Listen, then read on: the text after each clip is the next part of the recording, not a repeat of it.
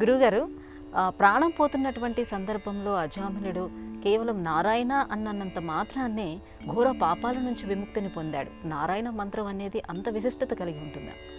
నారాయణ శబ్దాన్ని కీర్తించినంత మాత్రాన విముక్త దుఃఖా సుఖినో భవంతు అని చెబుతుంది విష్ణు సహస్రనామం.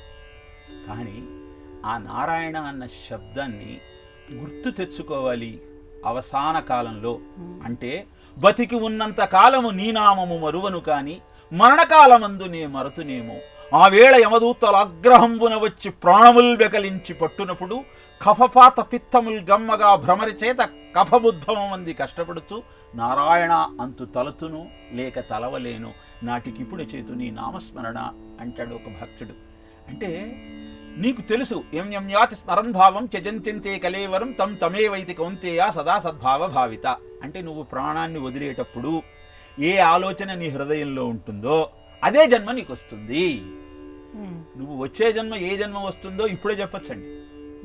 పొదుగుకులు నీ మనసంతా కేవలము డబ్బు మీదనే ఉంటే వచ్చే జన్మ తల పగిలి చచ్చే జన్మ వస్తుంది. తల పగిలి చచ్చే జన్మ అంటే పాము జన్మ.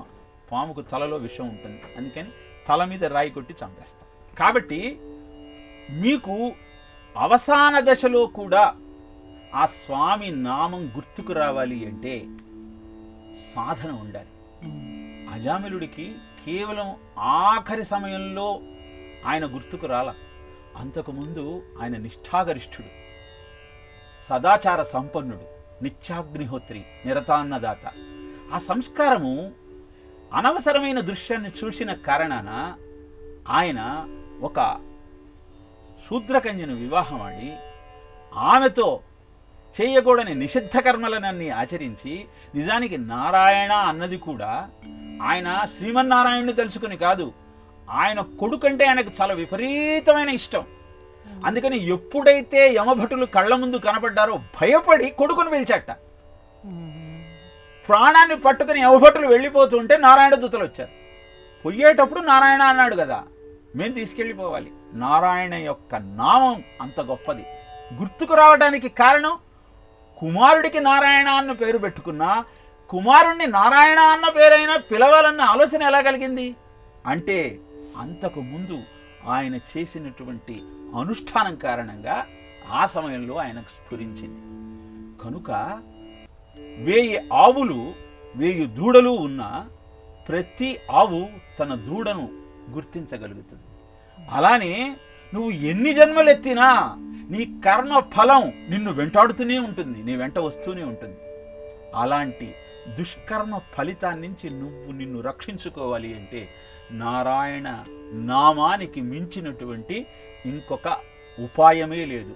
నామస్మరణాత్ అన్యోపాయో నహి పక్ష్యామో భవతరణి అంటుంది శాస్త్రం. నామస్మరణకు మించిన ఉపాయం నీకు ఈ భవసాగరాన్ని దాటడానికి ఇంకొకటి లేదు. కాబట్టి ఆయన నామాన్ని ఉచ్చరిస్తే సకల సుఖాలు కర్మ క్షయాలు నీవవుతాయి. కలౌ శ్రవణాన్ముక్తి అనలేకపోతే కనీసం అద్భుతమైన భగవత్ కథలనన్నా వినే ప్రయత్నం చేయి. వినటం వల్ల ఏమవుతుంది అంటే చెవు అనే రంధ్రం గురించి ప్రవిశ్య కర్ణరంధ్రేణ ధునోతు విమలం తథా అంటాడు. లోపలికి వెళ్ళి మొత్తం క్లీన్ చేసేస్తుంది, శుచిగా మార్చేస్తుంది. కాబట్టి భగవన్ నామానికి ఉన్నటువంటి మాహాత్మ్యము అద్భుతం. రాముడు గొప్పవాడా రామనామం గొప్పదా అన్న చర్చ వస్తే ఒక అద్భుతమైన ఐతిహ్యాన్ని చెబుతారు. రాముడు వారధిని నిర్మిస్తున్నట్ట.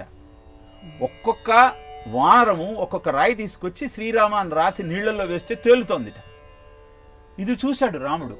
అల్పప్రాణులైన వానరాలే నాకు ఇంత సహాయం చేస్తూ ఉంటే నేను ఒక రాయి ఎందుకు వేయకూడదు అని ఒక పెద్ద రాయి తీసుకొని దాని మీద నా పేరేం నేను రాసుకుంటానని నీళ్లలో వేసేసాను. అది గుడుమున మునిగిపోయింది. ఎవరైనా చూస్తే అప్రతిష్ట కదా, ఎవరు చూస్తున్నారు అని చూస్తే హనుమంతుడు కనపడ్డాడు. ఎప్పుడు ఈయననే చూస్తూ ఉంటాడు. ఆయనను పిలిచి, హనుమ ఈ విషయం ఎవరికి చెప్పకయ్యా అన్నట్టు. లేదు రామ, ఖచ్చితంగా చెప్తాను.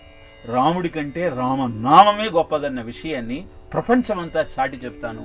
దానికోసం చిరంజీవిగా నేను జీవితాన్ని కొనసాగిస్తాను అని చెప్పాట హనుమ.